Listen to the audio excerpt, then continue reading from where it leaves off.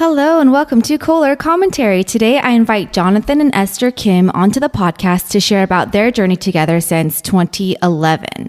I got brief snippets of their relationship and immediately knew their story of commitment, growth, and some turmoil was meant to be on the podcast for us to benefit from listening to. Esther and Jonathan moved to Dallas from Atlanta in 2013 and have raised 3 beautiful girls together. They have a story of teamwork with a small business or a few appearances on TV, and a lot more in between. So I'm excited to get to know them and learn from them today. So welcome, Esther and Jonathan. Woo! Woo. Hello. Hello. Hi. Oh, hi. So we're actually connected first because I met with Esther through Teach for America.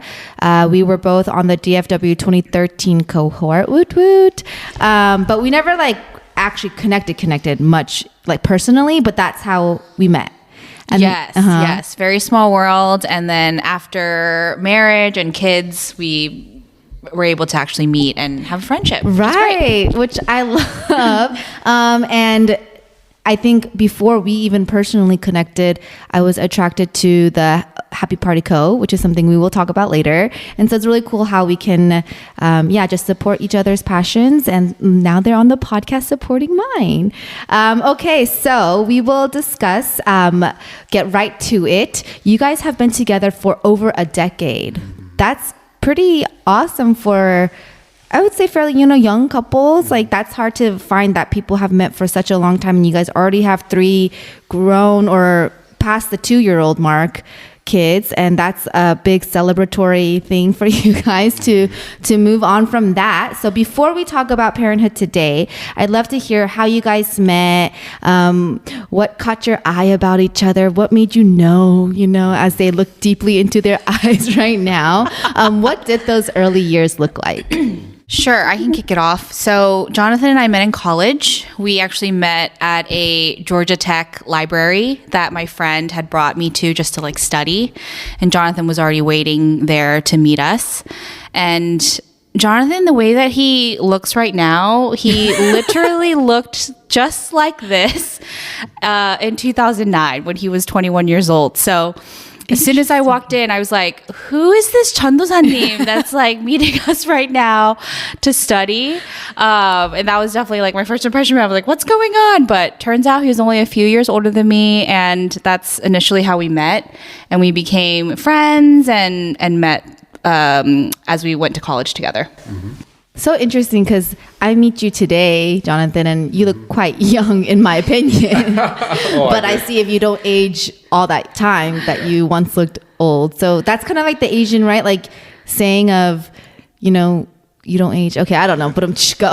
Well, I tell my friends, when they're 50, I'll be winning. Right, exactly. That's exactly, you're living that out. So good for you. Mm-hmm. Yeah. And then in terms of what caught my eye about Jonathan, number one thing is he makes me laugh like nobody else. Even now, after 11 years of marriage, I'm crying with laughter at some of the things that he says and just his goofiness and happy spirit. I love that. And that was one of the first things for sure that drew me. Yeah, I think for me, what caught my eye with Esther is obviously she's so cute. Okay. Is this the laughter you guys share? I mean, she is a cutie, so that really helped. And then I think the second thing was I love just talking with her. We would just have these conversations that were fun and that were interesting. And so I always kind of look forward to the next conversation. So there's not always a lot of people like that, but then Esther was very just engaging, as a friend. Was there a romantic interest from the start?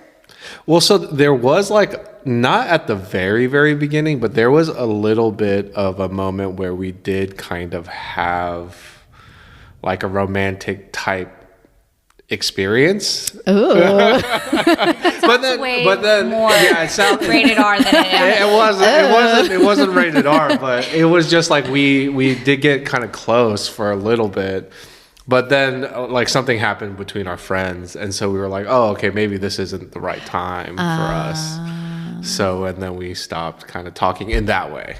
Yeah. We still kept the friendship up, but it was Yeah, less. I don't know. It just felt like at the time it was better with us being friends. Yeah, that's what it felt like. And that's when our friendship started. Yeah. Friendship for 2 years. So 2009 is when you guys officially met. You were a freshman. I had already gone to college for 2 years and I had transferred to Atlanta. Okay. So technically I was a junior. Okay, and he had graduated by then. So he was 전도사님. He had not graduated by then. Do you want to share with everyone how long it took you to graduate? Okay, it took me a long time.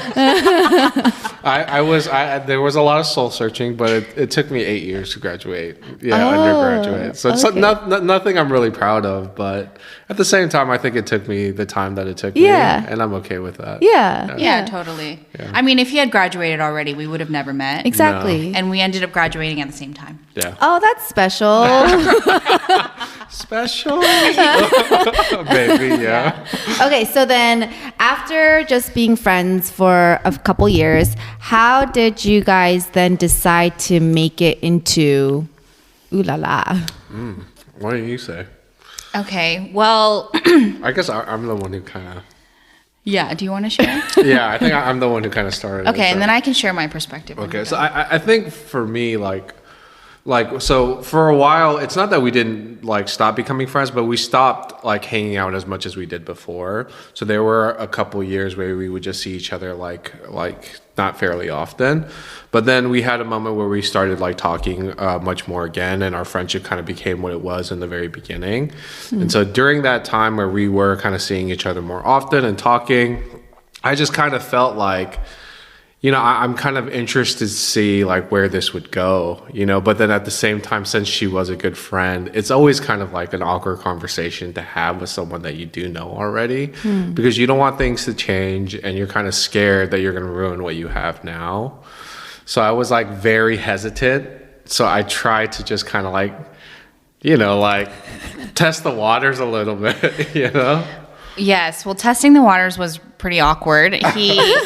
He literally just called me out of the blue one day, and he sometimes calls me, so I wasn't like entirely surprised by it. But he calls me and he's like, "Hey, you know what would be funny? Like if we dated." I don't know if that's testing. That's just straight up. Hey. Just straight up. That was like a test to me. So then I was like, "Oh, haha, yeah, it would be funny." And then that was it. Like literally that was the end of the conversation. And then 2 weeks later, he calls me again and he's like, "Hey, so I just wanted to see like if you thought about what I said." And I was like, "What you said about what?" He's like, "That thing where I was like, wouldn't it be funny if we dated?" And I'm like, "Wait, are you?" And then like it suddenly clicked and I was like, "Do you like me?" Oh my God. And he was like, "I don't know, maybe, but I think we should go on a date and see and figure it out." And I was like, oh my gosh. And I was just so shocked because like he shared, we'd been friends for so long and suddenly going into this like new territory seemed really strange. But I was like, why not? Let's do it. Let's go to dinner and a movie. I thought that was like a soft open. Was that not? I guess because she didn't recall the conversation, which means it wasn't. Yeah, see? It was testing. And you waited 2 weeks to follow up and not sure. But so then we went on our date. He literally looks at me while we're in the movie theater and he's like, "Are we supposed to hold hands?" And I was like, "I don't know." And I was like, "How does this feel?" Yeah. Like I would like put my hand around her shoulder and be like, "What does this feel like?" Yeah. He's like, "Is this weird for you? Can you let me know if you feel uncomfortable?" And I was like, "Please stop narrating everything." And that was literally our first date. Yeah. And now here we are 11 years later. 11 years later. Yeah.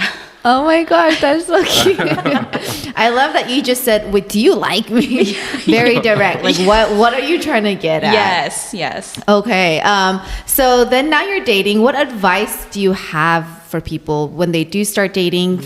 You guys, that's young because this was with intent to marry, or I don't know if that was the intent back then. Well, I'll pass it to Jonathan because I feel like he has really good advice for this. Yeah. Well, so I mean, I since we were friends and we did know that, you know, we're getting kind of like later in our college years, like I knew it needed to be serious if we were going to just date. I didn't want to just have it something like whatever, because she was a really good friend and I didn't want to lose that. So Right. You knew the risk. yeah, I knew the risk. So I think like in terms of advice for like younger people, I think it is actually good to date with intent to marry, like when you're younger. Because I think what like society kind of tells us is like, oh, you have to live your life, you have to do these things. But what I've realized through kind of being married and having kids is that like, for a lot of people, being married gives people purpose and it shows them what's really valuable in life, you know?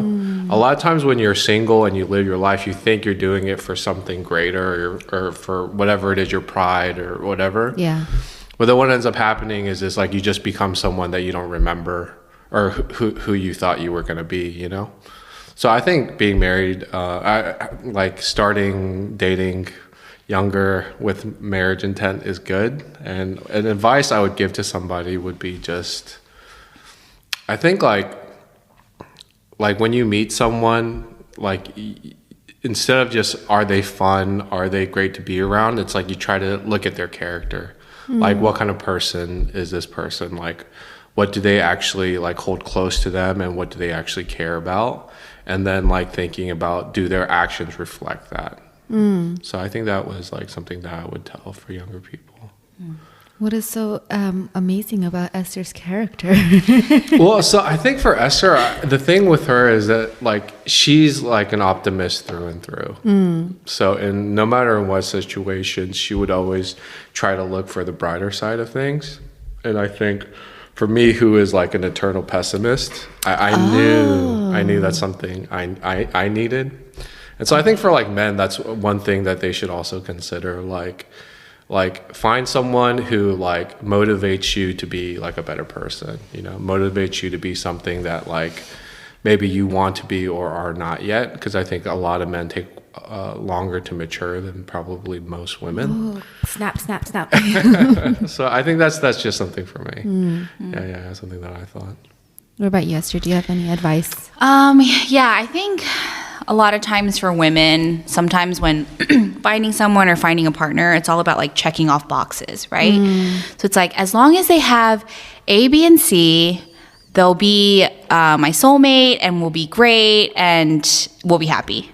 But I feel like sometimes it doesn't always happen like that, right? They could have a great job and they could like similar things as you. But if your personalities, or even just like Jonathan said, the things that you find really important or your priorities in life don't match, then the relationship may not go the way that you wanted. So I said that, or I would say that the biggest thing in finding someone is where a couple of things are true. So someone that I could see like being a partner, an actual partner, not just like, oh, this is my job, this is your job, but like we partner together through life. And then someone that I actually enjoy really being around. Do I like this person enough to literally spend every single day for the rest of my life with them? Not just because they may have like an amazing job or they're like really interesting, but like, do I actually find them enjoyable? Even in like the mundane moments. Yeah. And I was actually talking to Jonathan about this because we were like, man, our story, like, I wonder what would have happened if we had dated like right when we first met. Right. Like, do you think that we would have ended up where we were? And Jonathan actually said, no, he doesn't think that. I don't know if you want to share a little bit more why you felt like you wanted to wait. Well, I think for me, the reason why I think it wouldn't have worked out then is because I think for people, like, timing is so important. Like, people go through seasons, they go through ups and downs, and I think where, like, me and Esther were, like, both, like, spiritually and in our lives at that time were, like, totally different. So I think if we were to get together, there probably would have been a lot of conflict to, like, what we hold to, like, as what is important in our life at that time, you know? Yeah. So I think that would have been like a big turning point for us. And I'm not sure if we would have made it through that, especially in the beginning. That was like a little snippet of even Lunch with Esther. She was kind of briefly sharing her like wild years and that you were waiting for her to not get over it. I don't know, but yeah.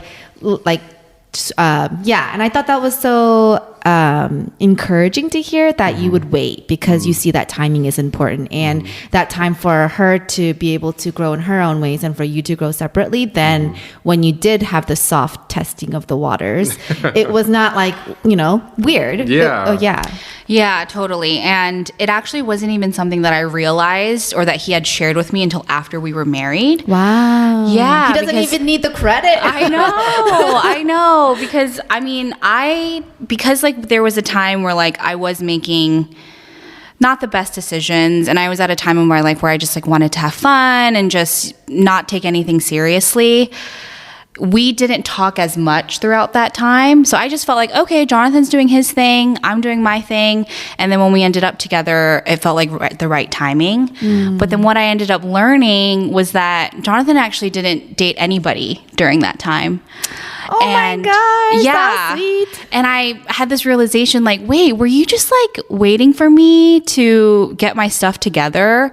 And he was like, I mean, a little bit, just to kind of see what would happen. Which I felt like was so special. It made me feel very, very loved. That even when I didn't realize it, he was waiting for me. I love that. I still love that right now. That's so awesome. Do you have anything you want to add to that? Well, I mean, yeah. I think for me, like, from a young age, I kind of had to spend a lot of time reflecting on like my situation and like understanding, like trying to understand why people do the things that they do. So I spent a lot of time thinking about those things in my younger years. So I think when I met Esther and the heart that I did have for her, I realized that there could be something more. But like we said, like the timing wasn't right, but that was okay with me. Like I think forcing people to do something that like they're not ready for, or forcing people to like change, it's like rarely a tactic that works. Like unless it's like House of Cards and like you like have these you can't really force people to change. Like they have to take their time. And I think I realized that with Esther, and I realized that with like people in my life, like all the time. Wow. Yeah. Did you guys date friends in the past, or was this the first time you guys dated like a good friend in each other? I've dated a friend in the past. Okay. I like. Yeah, I would consider Jonathan a serial monogamist. That's why it was so shocking to me that he didn't date anybody during that time. Whereas even more meaningful. Yeah, and I had never been in a long-term relationship. My longest relationship was maybe 6 months. So I was in no place to even consider dating for marriage or doing anything long term. And for me, like trust is something that needs to be built. It can't be something that just like is there on day one, I think. So that's for me, like friendship is like kind of my starting point, I think. I see. Okay, let's move forward. Now that you guys are dating, and in hindsight, we're gonna introduce your Enneagrams today or right now, but you didn't know that back then. But I wonder if that would have, put pieces together or whatnot. So Esther, I think we kind of alluded it to when you talked about the check boxes a little earlier, but you are the achiever. Enneagram number 3. Yes. And do you agree? Like, do you feel very confident in that? Oh, I'm 100% confident in that. I'm very textbook 3. In a sense, we're sometimes to a fault. Like, if I don't feel a sense of achievement or productivity, it's very hard for me to feel like I'm worthy of something or I'm contributing positively to the world. It's just, it gets me very down when I'm not feeling like that, which I'm working on. I'm working on not putting my self-worth into that. But that's definitely how I grew up and how I navigated my career. Okay. And I think that will help us allude into even how you guys work together. But a quick summary about 3s are, like Jonathan was attracted to, are optimistic and then accomplished and adaptable. Your superpower is to shapeshift. I don't know if... Jonathan is nodding his head. Yeah, she's very good at that. Yeah, and I think that's a great skill. It can sometimes get lost, right? As you try to shapeshift for things around you. But overall, it is your superpower so that you can achieve and excel and reach those ambitious goals. And so I kind of wanted to look at yours and then Jonathan's, which is the... 9. I am the 9. Do you know what the 9 is? No, I do not. Oh, the peacemaker. I just looked it up. Yes, you are the peacemaker, which you appear easygoing, pleasant, and calm, and always willing to accommodate for others. But you also alluded to this, that you feel like you are the pessimist, right? And that's kind of true, because they hide the fact that internally there is not always that easygoingness, and you might be searching for inner peace or wanting to get to that place so that you don't have to feel maybe any negative emotions or whatnot. Right. Avoiding pain. Yes. Yeah. Your core fear is conflict or not having that harmony and peace. Right. Totally. Yes. I love seeing the spouses affirm. Yes. Okay, so with that, there's so many layers to the Enneagram, but my theme still for this podcast episode is about childhood memories and childhood messages. And so once you get married, right, you do kind of unpack all the hard things that come with it. And one of that is just the fact that how much childhood plays into developing who you are. And so for an Enneagram 3, that childhood message you might have interpreted was that it's not okay to have your own feelings and identity. And then for an Enneagram 9, you might have interpreted that it's not okay to assert yourself. So I want you guys to think about the childhood message first and see if there was a memory or something that you've brought up with each other, even to say like, hey, in your conflicts, you're like, I need you to understand this is something that's really deeply rooted in this way. How did you guys start to open up about those things with each other in marriage? So for me, the biggest, I guess, impactful memory that I had growing up was when I was very, very young. I was only about 7 months old. My father passed away very suddenly. And so my mom raised me and my 2 older sisters completely by herself. She was working at like a tape factory 12 hours a day. Also, my grandmother lived with us, so she helped raise us a lot. I spent a lot of time with her. And so I think that really ties into that point of like, what was it that you said? It's not okay to have your own feelings and identity. Yeah, definitely not okay. And sometimes needs is very wrapped in that because as well. Really our mentality, our entire childhood growing up is like, we just need to survive. We need to meet our physical needs, make it to the next day. Everything else is secondary to that. And so even my mom, I have a really great relationship with my mom now, but growing up, she was never home. Right. I never received any like physical affection from her because truly she was just sacrificing 100% of herself to like make ends meet. So I appreciate so much everything that she did for us. But then that childhood then translates into me as an adult where I have a really hard time with like physical affection, and Jonathan is like number 1 love language is physical touch. And so that's something that I've had to learn and he's had to have empathy for. And then because my father passed away so suddenly, it causes me to have a lot of anxiety around uncertainty or things happening without expecting it. That's why I'm like very much a planner. Right. I'm always thinking about like worst case scenario and planning for the worst. And anytime Jonathan leaves the house or something, if we're ever in like any sort of dangerous situation, which doesn't happen, but it always makes me have these like very irrational fears because of what happened when I was young. That's so.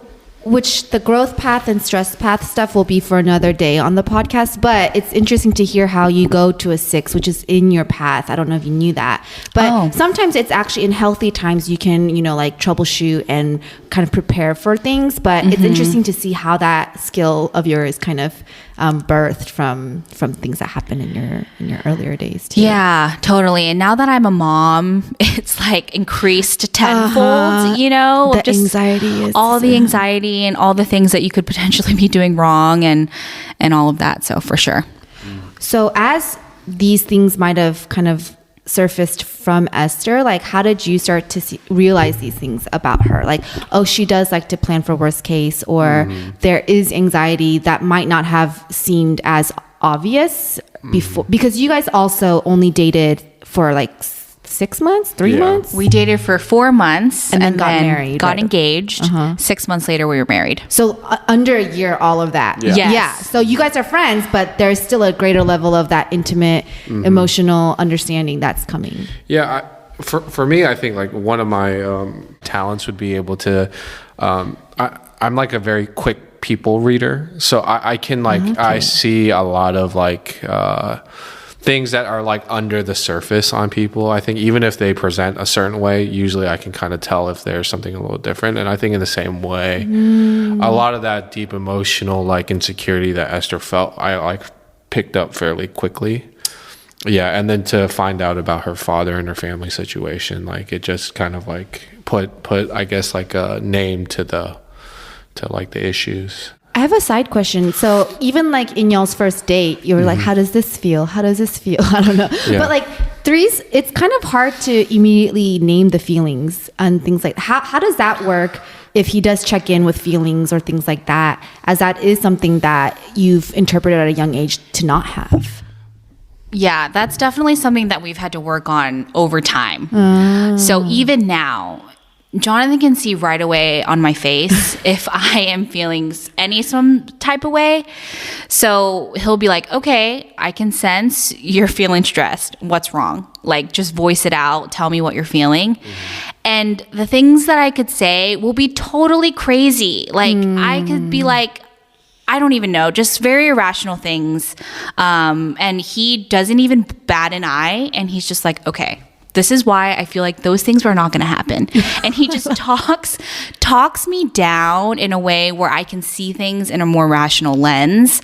But again, that is something that has grown over time. Yeah. Whereas when we first got married, I have zero chill. I'm going from 0 to 100, thinking we're going to die immediately from something that is very small. And I also think for me, like, sometimes when Esther even tries to tell me what she's actually feeling, it's not what she's actually feeling.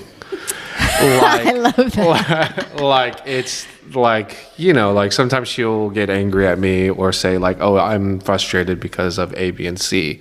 And so that might be like the technical reasons why she's feeling frustrated, like the what caused the emotion initially, but I know that there's like something else. Like, and he'll be like, is it because of A, B, and C, or is it because you had that weird conversation with your sister and you feel like she's mad at you?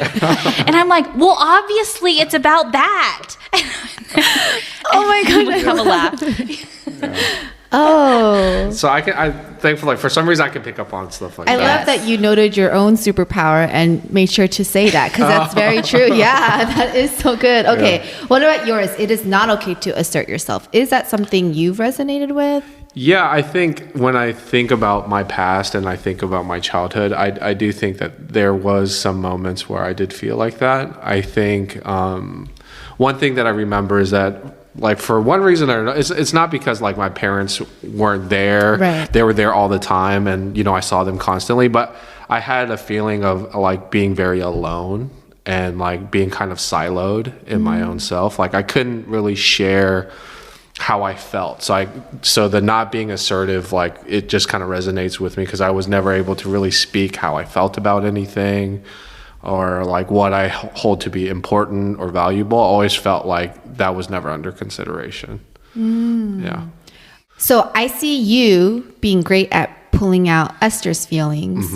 How do you do that about your own feelings?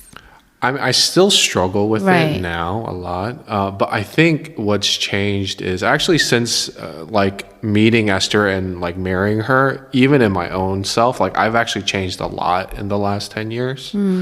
So like leading up to me being in college, like I was almost like silent. Like I didn't really talk to anyone, you know, really. Okay. I had like friends and stuff like that, but like we would never have deep conversations. It was always kind of me, myself, and like I was always kind of internal. Yeah.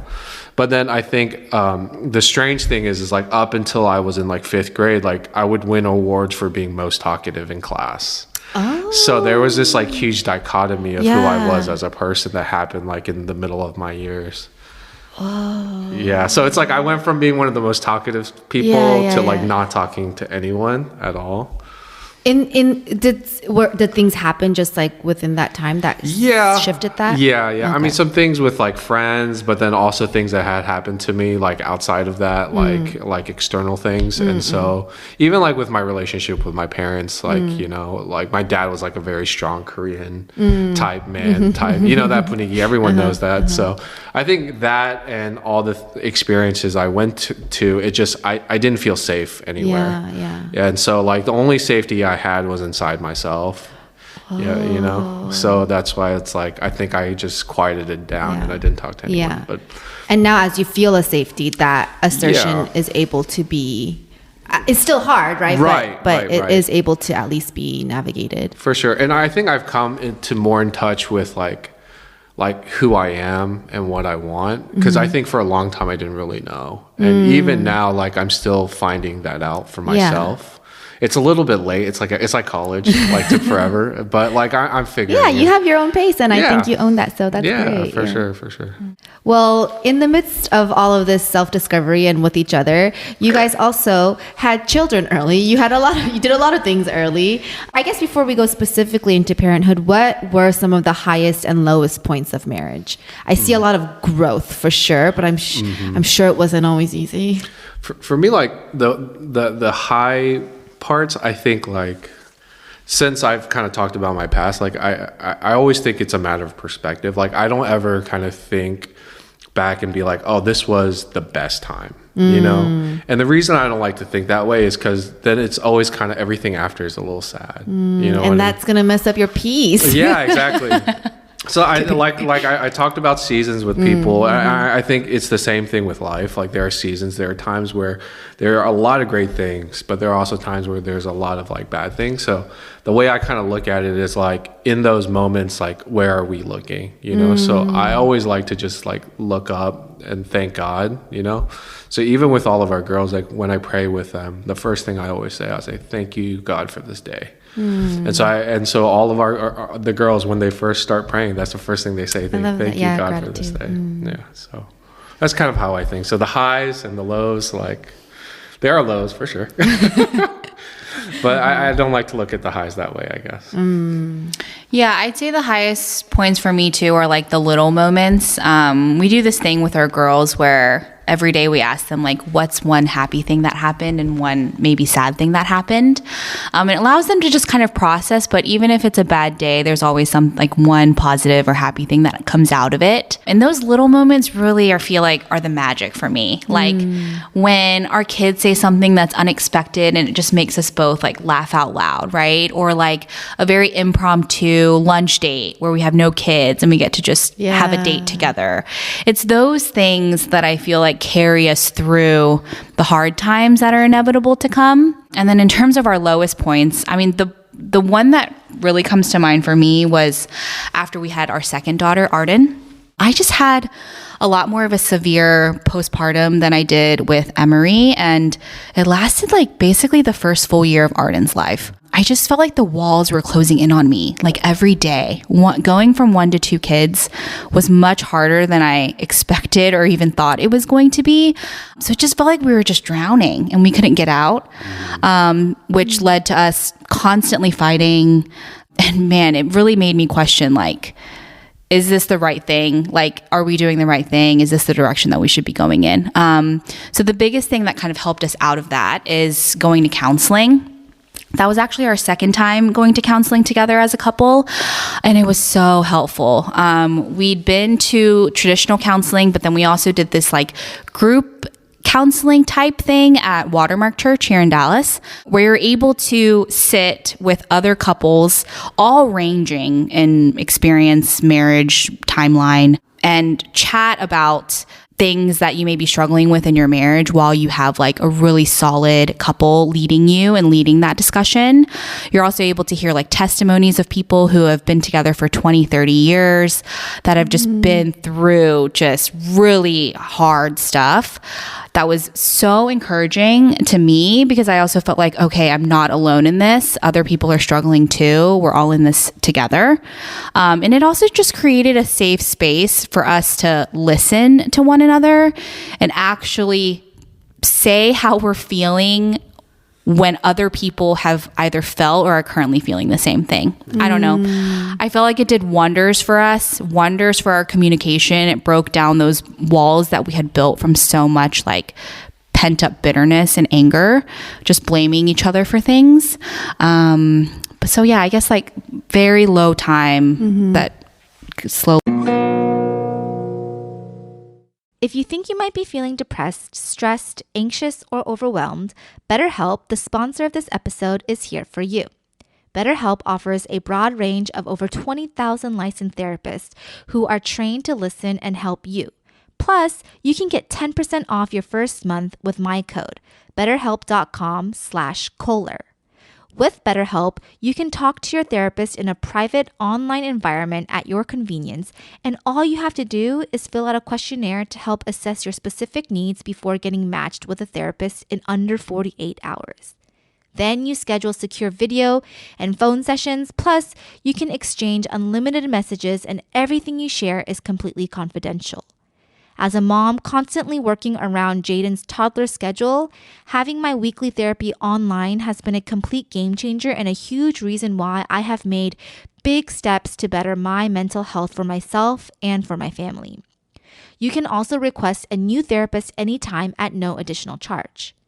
Join the 2 million plus people who have taken charge of their mental health with an experienced BetterHelp therapist. Don't forget to use my code to get that 10% off your first month at betterhelp.com/Kohler. That's better, HELP.com/Kohler. We got better. Yeah. For me, the one time that I really remember is when we first moved here to Dallas. We were still trying to look for friends, and we were still kind of very like isolated. But unfortunately, during that time, like I like had a big Achilles injury. Like I tore my Achilles, so I couldn't walk for a few months. And then Esther actually miscarried for the first time, and so it was like this. And that time overlap. Yeah, it was like back to back. Yeah. Oh my gosh. Yeah. So it was like literally we were feeling all alone. Thankfully at that time we had found a church, and like, but they were still like very new as friends, but thankfully they were there as much as they could be. It was just a very like isolating time, and like one that was like very sad. And I think even more than just being angry at one another, like we just had so much unresolved feelings and so much like just negative like energy in the room. Like it was almost like the spirit in our marriage was fading away. Yeah, right. And we didn't know how to get it back. Right. And then we were just both so sad at that time, and so. Yeah, but then thankfully, like 2 years later, we had Emery, and so that made a big difference. But that was really one of the hardest times I can remember. Yeah, and it took us a while to have Emery too. After that, it took another 2 years for us to conceive her. So yeah, dark time. That was the other time that we had gone to counseling. So that time, and then after Arden. Because you had mentioned that time for counseling was kind of like for preventative because of maybe things that were happening and just to kind of be on the same page. But even with that, that's such a dark time. That would be so hard. And we were attending, like Jonathan said, we were attending a church at the time. After miscarrying, I felt such a loss, a huge loss that I felt like was this gaping hole, and I just wanted to like fill it with like another pregnancy as soon as possible, and I'm like, we have to get pregnant right away, like I can't wait. And I felt like God knew better at that moment, because I mean it literally took us 2 years. I had even gone to a doctor, gotten checked out, and they're like, nope, everything looks great, everything looks healthy. And I think God was trying to tell us, like, okay, first you need to heal. Before you can bring a child into this world, you can't bring them in as broken as you are right now. So it took 2 years, which felt like a very, very long time. And I felt like everyone around me was having children. It was like every time I would open up social media, someone was like announcing another pregnancy. But I'm so grateful for all of that, because it brought us our children, and can't imagine. Yeah. Thanks for sharing that. Yeah. Oh my goodness. Yes. You guys have been through a lot of things. And in those times where you were navigating hard emotions alone, and even being forced to kind of bring that together too, right? And so with that being kind of the start of a lot of not difficulty, but it sounds like you guys are doing counseling and then you're having 3 children, very young.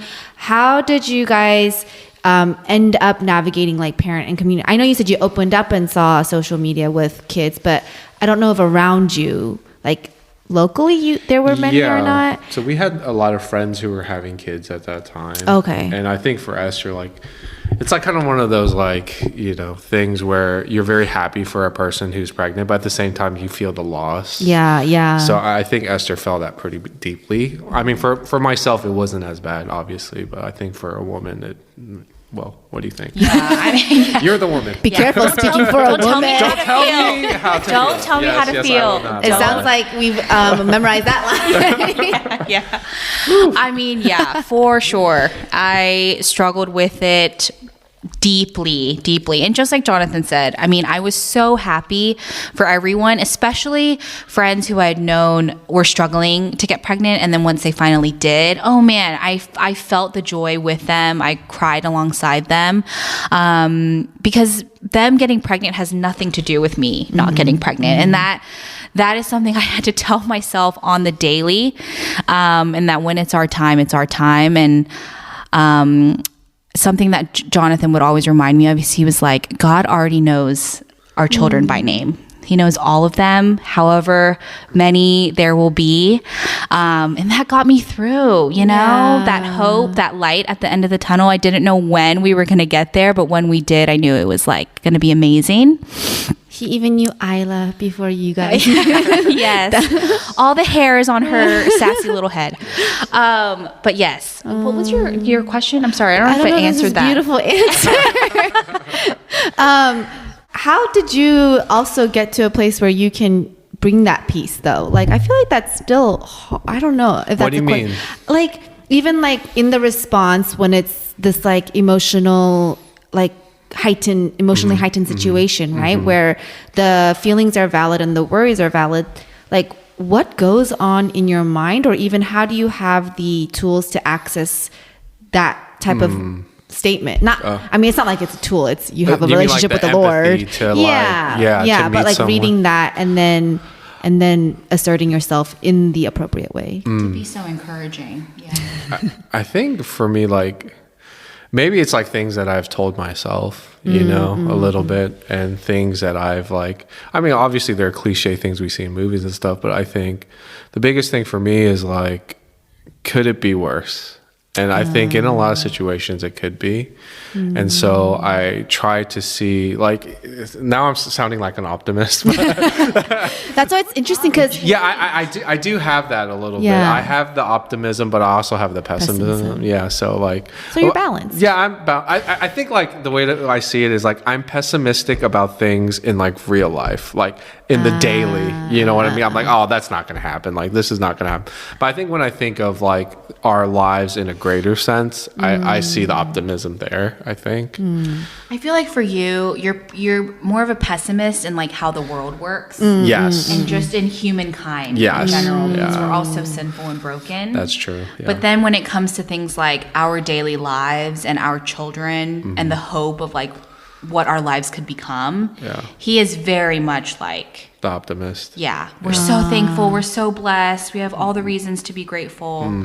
So it's that's a good way. there. Yeah, that's right. Yeah, you put that right. That's right. Right. Your wife is right. Ding dong dang.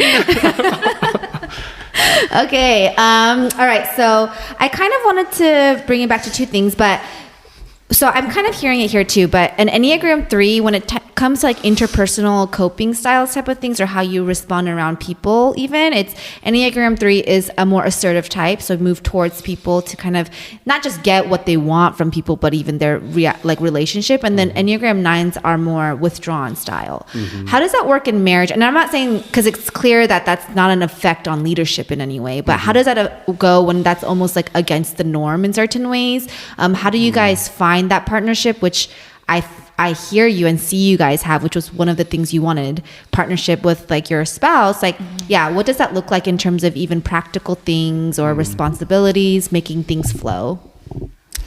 I feel like that's evolved over the years, but generally speaking, I am definitely the more assertive type, on top of like things like organization, keeping the house running and just like all the things needed for that and for the kids. So it is a little bit unconventional, but I do all of our finances. And then in terms of like the kids, doctor's appointments, things like that, all of our social events, social calendars, that is me too. And sometimes, you know, like when you watch a movie and it's like a king or a queen and they're like walking through the hall and there's someone that's right next to them and they're like, this is so-and-so, they have 3 kids and their favorite color is purple. That is like what I do for Jonathan when we are in social settings, because he is more of an introvert. And as soon as we're walking into a birthday party, he'd be like, what is this for again? And I'm like, this is for so-and-so. They're turning 4 and we got them this as their birthday present. He's like, oh, yes. What's the sibling's name? All of that. So I keep all of that on lock. Firstborn's name. He's like, that's all I can do. That's my best. Your firstborn, nothing more. And then in terms of like our interaction, when we first got married, I was very much like, we have to talk this out right now. We can't go to bed until we come to a resolution. And I'm like following him around like a puppy dog while he is like, I just need some space to myself. And I feel like over the years, it's actually switched. Like now I kind of want some time to just like cool down, reflect. And he's like, let's talk. Let's figure it out. That happened to us too. Oh, really? The switch? Yes. Yeah. Interesting. Yeah. Say more. Well, I think the reason why it switched is because like I think internally, like for guys, they have to figure it out, like what it means to them in this moment. And then I think for me, like I figured out like what are my non-negotiables and like what is it that I'm really needing in this moment. And then for me, it's always like pretty simple. Like I just want Esther to love me and I want her to just be like kind to me. You know what I mean? That's what Matt sounds. Yeah. Oh, is that what kind. He said? Yeah, kind. Just be kind to one another. And so it's like it's not like, oh, I need to feel like I'm justified, like I'm right. Because I think being right is like so fluid. So I think, really? Yeah. I think this is so funny. Okay. It's a fluid thing. But yeah, for me, like I realized that, and so now when we argue, like it's a very quick check to myself. I see. Is this what I need? Is this something that's really important to me? If it's not, it's like not a big deal. You know what I mean? So that's, and then I think when we first got married, there was more like internal baggage and emotional baggage with having to make that decision. But I think as we get married, like, and as time goes past, we learn what's really important to us. Oh, I love that. Yeah. So that's why it's like, I just want to make up really quickly. Yeah, I'm like, yeah. let's get over this. Yeah. It's taken me longer to get to that place. Yeah. Okay, interesting. Okay, so then on the flip side, what are some things that, Jonathan, you might kind of carry on for the home? For me, I do all the housework. So like, not the housework, like the maintenance. So like all the cars and like fixing up around the house. I'm like very handy, so I do stuff like that. And then what else do I do? You cook everything. Oh yeah, I cook all the meals. At Kogi Patrol. At Kogi Patrol, I do cook all the meals. Yes, he's an amazing cook, and I'm working on cooking more, but he's great. Yes. And then I'm like the emotional pillow. So even for our girls, I think. Oh. Yeah, so when they're sad, they usually come to me. Oh. Yeah, he's more of like the emotional statue resting place where when people need any like sort of therapeutic comfort, they just go to him. Yeah. When they need something done, they come to me. Yeah. If they need an appointment, they're like, let's go to mommy. Okay. I love that. I mean, I like how you guys have that kind of role somewhat, so you don't have to feel like who's taking care of this today, because that gives you the structure to then have that piece moving forward. So the core longing that you want to hear for an Enneagram 3 is that you are loved for yourself, and for an Enneagram 9, it's that your presence matters. And so you might have wanted to hear this since you were growing up. You still want to hear it somewhere today. How do you guys let each other hear what the other wants to hear, if that makes sense? Or can you even remember a time you didn't hear that? Yeah, well, for me, my love language is words of affirmation. That validation, that affirmation is something that I need to know that I'm doing a good job. It keeps me going forward. And so a lot of times, and I feel like this is typical sometimes, but whenever you're venting or if you have a problem or something, I feel like Jonathan's go-to in the beginning was to just fix whatever I was complaining about or venting about. So if I was complaining about my job, he would just be like, well, why don't you just find a new job? Or, something like that. And it was just almost like, no, I don't need you to have this solution, because then if I don't do what you're telling me to do, then it's like, stop complaining to me. You know what I mean? If you're not going to fix it, then, why keep venting about it? It was just more like, I just need you to hear me and just agree that it sucks and that it's not a great feeling. And then I'll immediately feel better. And that was a big disconnect between us, because he's like, but that's just going to keep happening. You're going to keep getting annoyed and frustrated about things. But he kind of understood over time. So now I will just come into the room and I'll be like, I need to vent. And he's like, okay. And he literally does not say a single thing. And when I'm done, he'll be like, that's terrible. And I'm sorry that's happening. What can I do for you to make it better? And I'm like, that's exactly what I needed. It just took 10 years to get there, but we're there now. Yeah. What about you?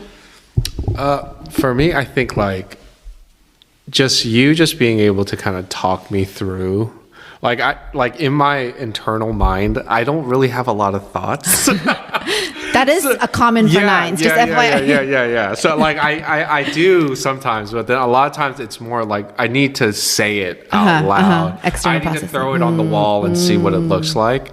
So Esther is my person to do that with. I love that. Yeah, and so it drives her crazy sometimes. And sometimes she will she's a really good multitasker. So sometimes I can't tell if she's listening or not. But then over the years, she has gotten really good to just be like, okay, let me just put everything down. Okay, let me listen to what you have to say. And then we kind of talk it through. So, yeah. I would say that's the secret sauce to our marriage is communication. Yeah.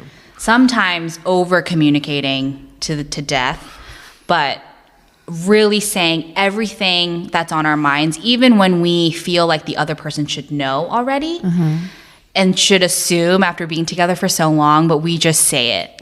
Jonathan will just straight up be like, I need you to hug me and embrace me right now because I'm not feeling good. Yeah. Something that I probably should know considering his physical touch, but I'm like, okay, yes. And I didn't know that. And even going through the motions, it may not feel as genuine, but we're still vocalizing what we need.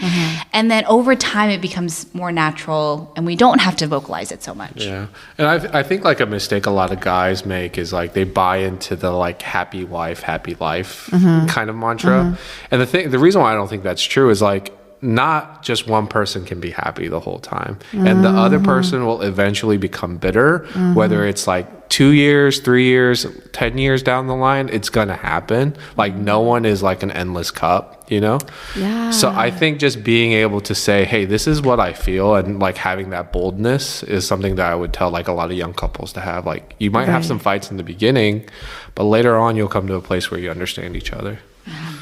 When did you start doing the I need you to hug me? Because even that takes a part of reflection and then saying. For sure. And I think, honestly, not until we had kids, I felt the ability to say that. Because I think for me, having kids kind of changed me emotionally a little bit. And it brought me more in touch with how I feel as a person. And so I was like, no, this is what I really need. This is what I need in this moment. And if I don't say it, I'm going to feel bad about it, And she would never know. It's like that's that saying that people live rent free in your head. But it would be Esther not hugging me would be something that would be bothering me, even though she didn't do anything wrong. It's just inside myself, You guys kind of touched upon it, but closing up on what advice you would have being married to a 3 or a 9. Oh, I see. So my advice to being married to a 3 would be to have a lot of grace.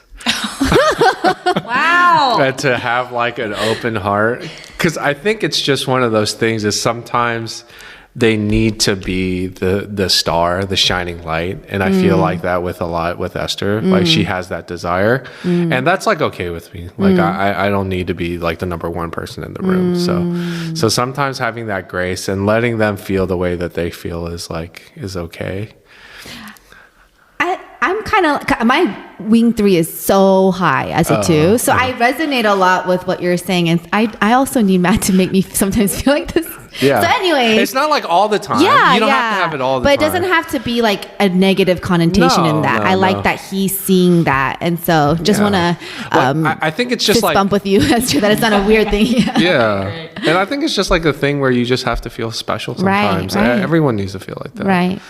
And then I guess being married to a 9 would be like, I think the assertiveness helps a 9 because a lot of times we are unassertive, you know, and so sometimes we need someone to help us bring those emotions out. So being willing to ask those hard questions that are a little bit awkward sometimes. So I think. So she completes you. Yeah, Lobster. my lobster. She is. I do think we complement each other. I align with the 9 advice that Jonathan gave. I would also say, like, touched on this a little bit earlier, but letting a 9 figure things out on their own. A lot of times the mantra of my life is like, if not now, when? Like, I need to know when. And why not just do it right now? We just get it done.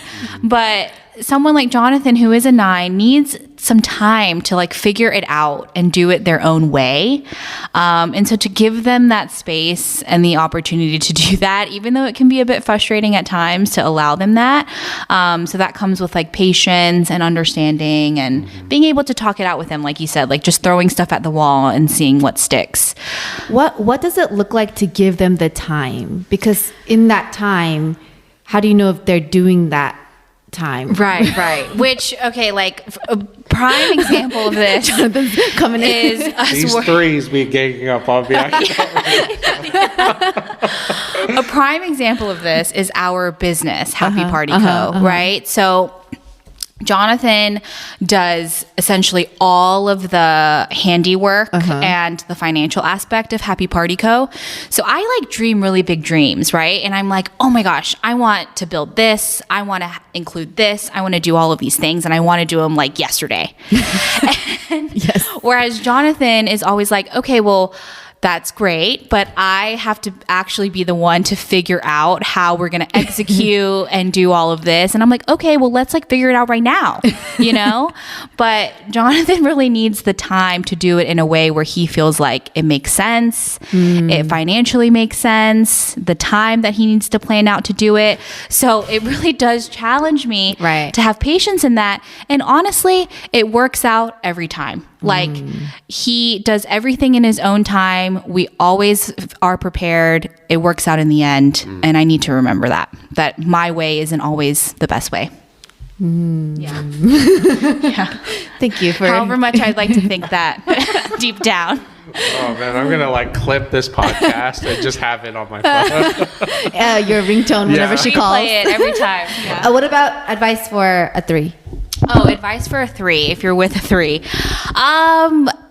Definitely the validation part, I mean, at least for me, is really important. Even as a mom, as a wife, like everyone is trying their best, but as a 3, I really need to hear it sometimes. And that is what keeps me going.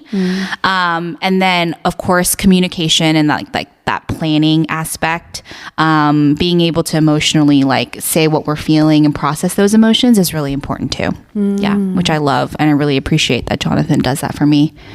So let's share a little bit about how quick snippet about the Kogi Patrol and then Happy Party Co. Like, I love that you guys have these separate things that have excelled in its own ways. Yeah, I mean, Kogi Patrol is kind of on the back burner right now. Just because after we had Isla, our third, like it was really hard to make content, edit content, things like that. But also, we don't do Kogi Patrol on our own. Yeah. We do it with another couple. Sure. And we both had kids at the same time. Yes. And So- our really good friends Steve and Jonathan do it together. Yeah.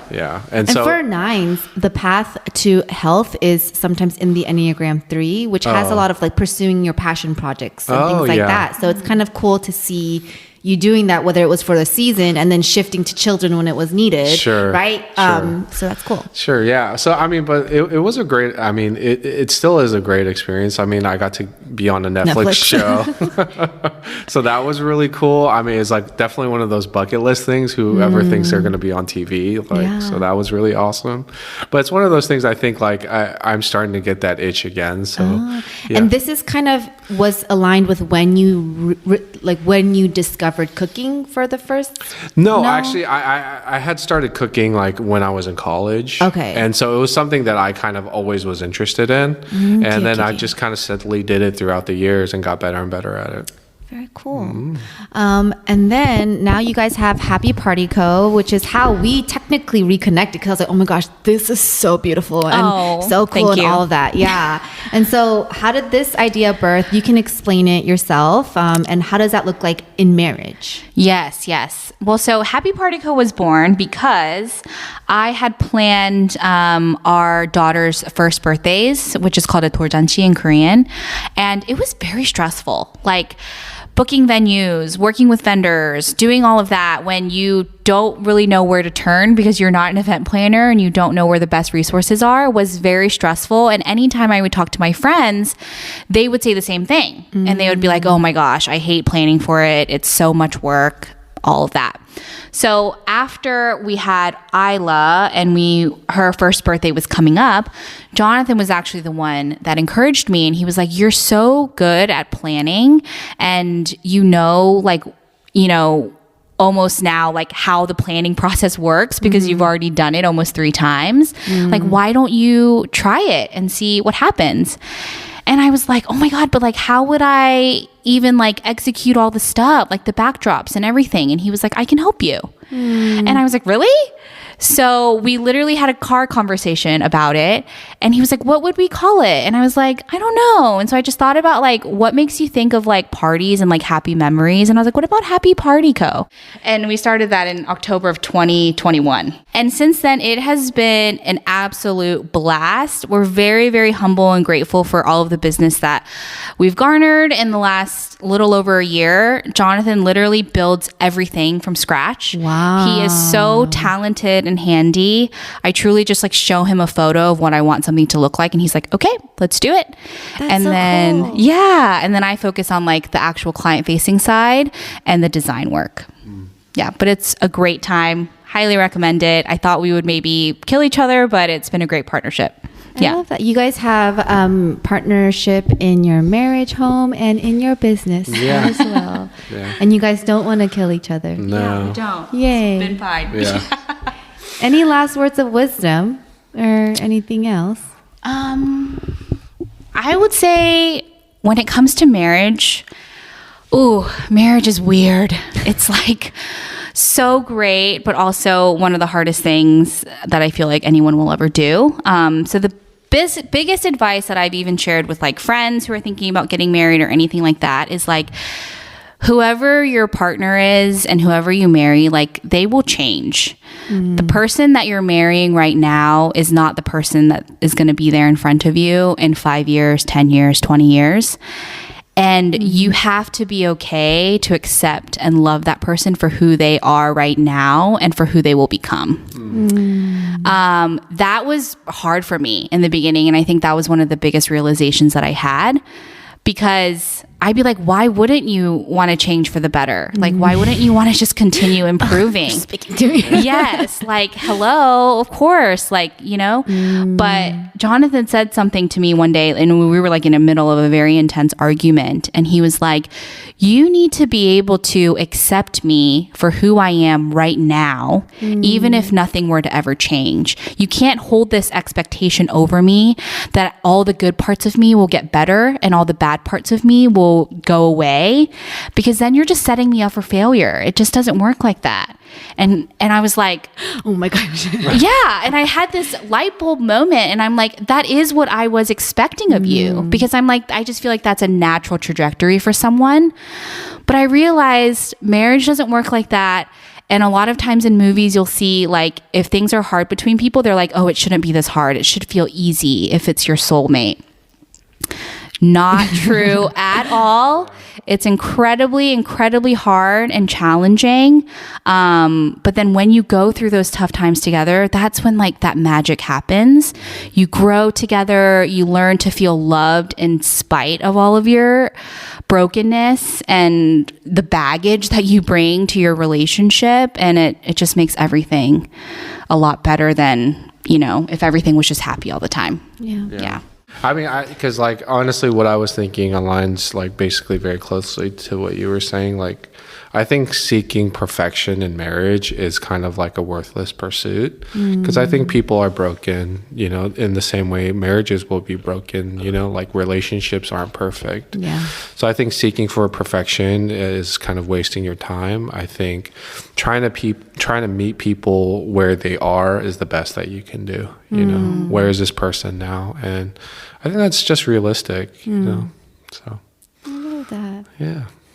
Yeah, I feel like I met you guys now where you have this beautiful home. Kids are not cray-cray, I don't think, or past the, oh my gosh, exhaustion stage, But even just talking with Esther a little more one-on-one, it's like, wow, you guys really went through a lot. Some things you've shared, some things you haven't even. And so to hear like what the secret sauce is, and it's that continual like meeting each other where you are and communicating is definitely encouraging for me, because I feel still like in that, we're going to be out of that crazy time soon, but right, like in different ways. So thanks, guys. And I'm sure you're encouraging so many listeners. So we will close it out with some superlative games where I'll ask you about like 5 to 10 or like quick questions. You'll just say which one of you guys would be that person. Okay. And then we'll end with the fruit. Okay. Oh, the fruit. Yeah. Who is more likely to write a book? 1, 2, 3. I think me. Yeah, I'd agree. Yeah. Do you know what it would be about? I kind of would love to write a children's book. Oh. Yeah. He said that before. Yeah. You have so many little like project ideas. I do. I'm excited to see them all come to life. I'm very creative, but I'm not an execution person. You married the right woman. Every time he says a project, I'm like, okay, if not now, when? Yes, When? yes. I need to do it.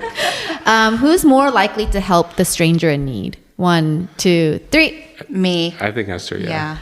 Who is the stricter parent? 1, 2, 3. Me. Esther, yeah. Are you stricter by choice or like because someone has to be? I am more strict. That's just more like my personality. I am trying to be more fun though. Yeah. Like I'll do an activity and I'm like, I am so fun. A validation, yes. Who has the last say in an argument? 1, 2, 3. Oh, I was going to say you. Oh. You. Okay. Yeah. Well, I guess it's like both. Yeah. That's the cop out. Who has the crazier family? Oh, me. Oh, okay. I didn't even have to say what. Oh yeah, my family crazy. Oh. He just has a big family. Yeah, Okay. I have a lot of family. Yeah. Okay. Who is the funny one? 1, 2, 3. Oh, me. I guess. Jonathan. Yes, for sure. Who is more romantic? 1, 2, 3. Me. Jonathan. Yeah. 1000%. Yeah. Who takes longer to get ready in the morning? 1, 2, 3. Esther. What? I was going to say you. You take forever to get ready. Okay. I don't know. We might I have would to say do an Matt audible too, on that. actually. Oh, really? Yeah, it's quite interesting. It's because you procrastinate Oh, getting yeah, ready. yeah. Okay, but fine. you also don't have much hair, so I it takes know. away one. Yeah. one What are you doing? Mine is not. Combing each mustache hair? I just have to reflect on the day. I have to think about Prepare for what's to come. What's to come. Whose birthday? All the social interactions. And who spends the most money? 1, 2, 3. I think. Oh, yes, me. Oh, okay. Yeah. We both spend a lot of money.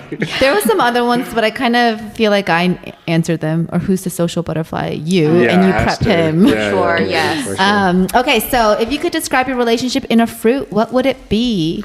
Funny enough, we both came to the same thing without actually talking about it. What? Yeah. Yes. Communication to its But for finest. different reasons. For different which is reasons. funny. Love it was that, funny. love that. So it was watermelon. Oh, okay. You say your And I reason. said it was because it has a little bit of a hard exterior, so we're resilient through like some Yes. tougher times that we've had.